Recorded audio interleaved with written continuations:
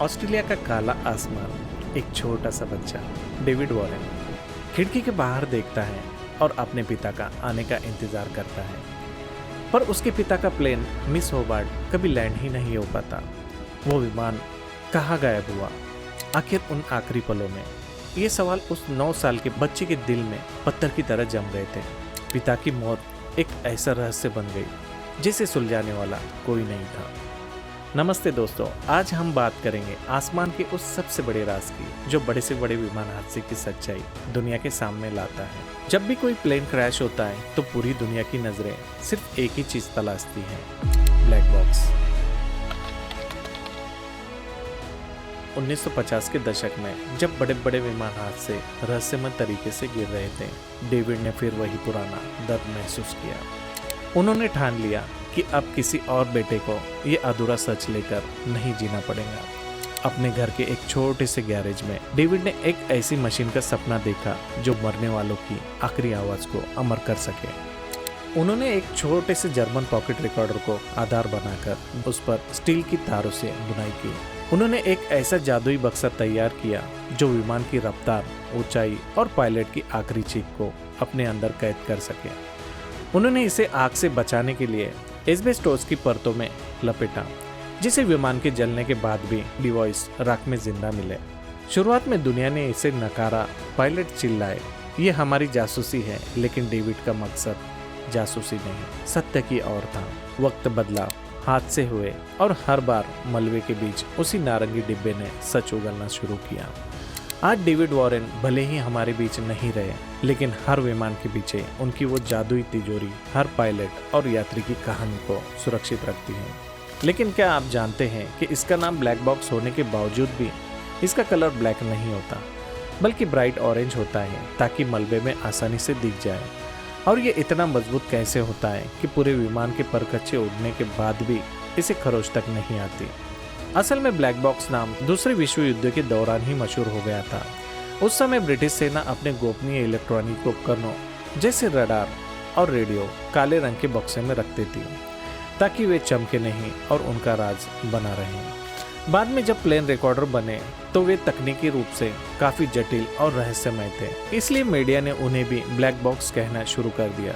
हालांकि मलबे में आसानी से मिल जाने के लिए इसका रंग आज भी चमकीला नारंगी होता है, लेकिन ये पुराना नाम ही इतिहास में दर्ज हो गया जो ब्लैक बॉक्स था। ये मैजिक बॉक्स स्टेनलेस स्टील और टाइटेनियम जैसे धातु से बना होता है। इसका वजन करीब 5 से 7 किलोग्राम होता है। इसका सबसे मजबूत हिस्सा सिटाडेल यानी क्रैश सर्वाइवल मेमोरी यूनिट होता है, जहाँ सारी जानकारी सुरक्षित रहती है। ये 1100 डिग्री सेल्सियस की भीषण आग, जोरदार टक्कर और समुद्र की 20,000 फीट की गहराई का भारी दबाव भी झेल सकता है। पानी में गिरने पर इसमें लगा एक बीकन यानी यूएलबी अपने आप चालू हो जाता है और खोजने वालों को सिग्नल भेजता है। पहले यह सिग्नल 30 दिन तक चलता था, लेकिन अब नए बॉक्स 90 दिनों तक सिग्नल भेज सकते हैं। इसमें इतिहास गवाह है 95% से ज्यादा मामलों में डेटा रिकवर हो जाता है। लेकिन दुनिया में कुछ बदनसीब हादसे भी हुए, जैसे 9/11 हमला, वर्ल्ड ट्रेड सेंटर से टकराए विमानों के ब्लैक बॉक्स उस भीषण गर्मी में और इमारत गिरने के भारी मलबे के कारण या तो कभी मिले ही नहीं या तो वो इतना बुरी तरह डैमेज हो गए। मलेशियाई विमान MH370 आज भी एक रहस्य है, बॉक्स कभी मिला ही नहीं। एयर फ्रांस 447 ढूंढने में पूरे 2 साल लगे। अलास्का एयरलाइंस 261 बॉक्स मिले, लेकिन काफी डैमेज। जांच में जैक स्क्रू फेलुलर का पता चला। अब तक विमान हादसों के डेटा डिकोड करने के लिए भारत को अमेरिका या फ्रांस जैसे देशों की मदद लेने पड़ती थी। अब ये प्रक्रिया पूरी तरह से स्वदेशी होगी। केंद्रीय नागरिक उड्डयन मंत्री ने 9 अप्रैल 2025 को नई दिल्ली में विमान दुर्घटना जांच ब्यूरो में एक नई अत्याधुनिक ब्लैक बॉक्स लैब का उद्घाटन किया।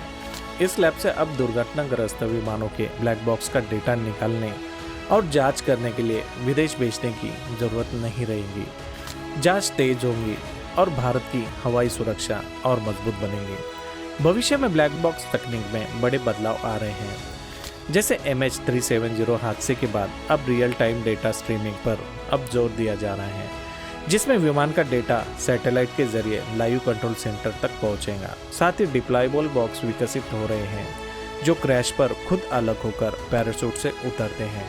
और पानी पर तैरते हैं। सुरक्षा बढ़ाने के लिए अब कॉकपिट वीडियो भी रिकॉर्ड किए जा रहे हैं। सबसे खास बात यह है AI और मशीन लर्निंग से डेटा एनालिसिस इतना सटीक हो गया है कि तकनीकी खराबी का अंदाज हादसे से पहले ही लगाया जा सकता है। ब्लैक बॉक्स का इस्तेमाल अब न केवल हवाई जहाजों तक ही सीमित रहा है, बल्कि यात्रियों की सुरक्षा और दुर्घटना की सही जांच के लिए भी इसे पानी के जहाजों में लगाया जाता है, जिसे वॉइस डेटा रिकॉर्डर यानी VDR कहते हैं।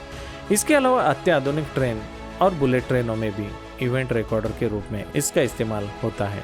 आजकल की नई लग्जरी कारों, भारी ट्रकों और बसों में भी छोटे ब्लैक बॉक्स यानी EDR लगाए जा रहे हैं, जो एक्सीडेंट के समय की रफ्तार और ब्रेक जैसे डेटा को सुरक्षित रख सकते हैं। यहाँ तक कि अंतरिक्ष यानों में भी मिशन की बारीकियों को दर्ज करने के लिए इस तकनीक का प्रयोग किया जा रहा है।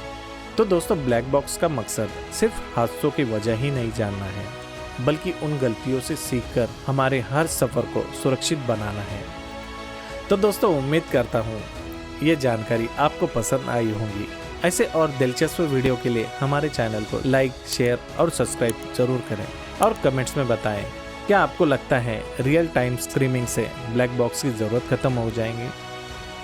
तो दोस्तों, दीजिए इजाज़त, मिलते हैं नेक्स्ट वीडियो में एक नई जानकारी के साथ। मैं आपके साथ AR शाह।